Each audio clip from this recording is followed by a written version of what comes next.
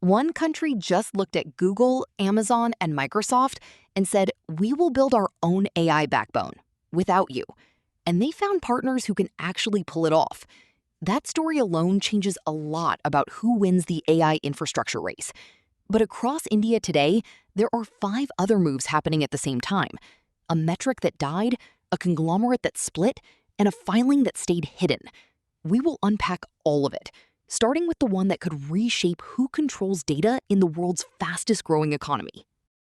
First up, Razorpay just confidentially filed for a $600 million IPO, aiming to debut on the stock market before 2026 ends.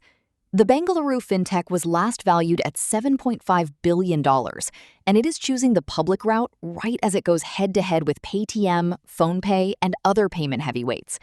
The confidential filing means we do not get to see the full financials yet, but the timing sends a clear signal. Razorpay believes retail and institutional investors are ready to bet on its next phase, even in a crowded market. And that confidence sets up an interesting contrast with what we are about to see from a much older Indian giant. While Razorpay is packaging itself for a public debut, Vedanta is doing the exact opposite. The conglomerate is splitting into 4 separate listed companies: aluminium, oil and gas, power, and steel.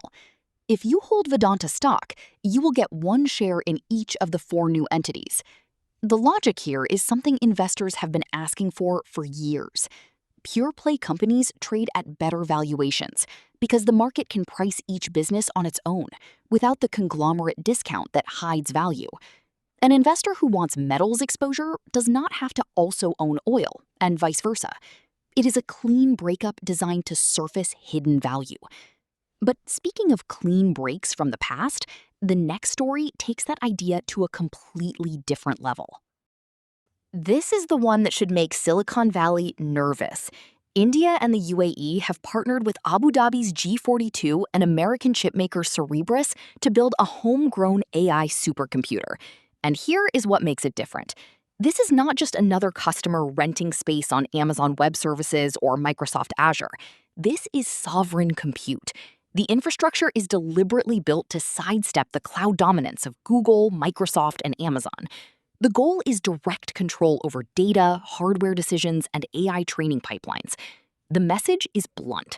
India wants self-reliance in the one layer that increasingly matters most: the chips and servers that train the next generation of artificial intelligence.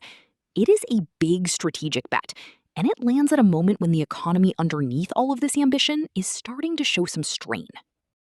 Here's the number that tempers some of that ambition. India's unemployment rate ticked up to 5.5% in May. That is the highest in 11 months. The real heat is in rural areas, where joblessness reached 5.1%, a 12-month high. Urban unemployment actually eased slightly, especially for women, but overall, labor force participation slipped. The headline is not a crisis, but the direction matters.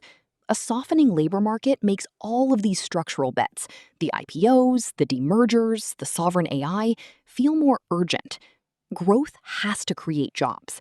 And to track whether that is actually happening, India just rolled out a tool that changes how it reads its own economy.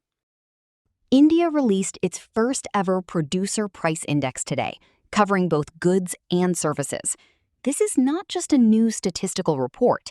It is the beginning of the end for the wholesale price index, a metric India inherited from British rule and has been using ever since. The government plans to phase out the WPI entirely within 5 years and replace it with the PPI, which is aligned with how most advanced economies measure producer-level inflation. It gives a much sharper picture of pricing pressure before it reaches consumers. It is a quiet change, but it rewires how policymakers set interest rates, how businesses plan inventories, and how markets price risk. And speaking of markets pricing risk, the final story today comes from Washington, and it is not good news for one of India's most watched billionaires. 2 Democratic senators, Elizabeth Warren and Richard Blumenthal, sent a letter on June 11th to the acting Attorney General, Todd Blanche.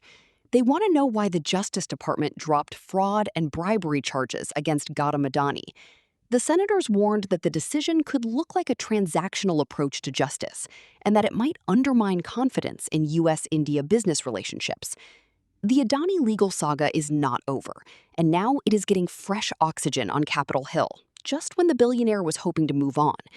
It is a reminder that even as India rewires its corporate structures, its inflation metrics, and its AI infrastructure, global political risk is never fully off the table. So, what does today add up to? You saw a country rebuilding foundational pieces across multiple fronts at the same time. A fintech giant preparing for a public market showdown. A conglomerate breaking into pure-play parts to unlock trapped value. A sovereign AI that tells big tech to step aside. A new inflation metric that finally replaces a colonial-era one. And the political and labor market friction that comes with being a fast-growing economy in a messy world. The common thread is not that these stories are connected. It is that they are all happening right now, in parallel, each one shifting the ground underneath Indian business. Keep your eye on the AI supercomputer and the PPI rollout. Those two have the longest tails. That is it for today. See you tomorrow.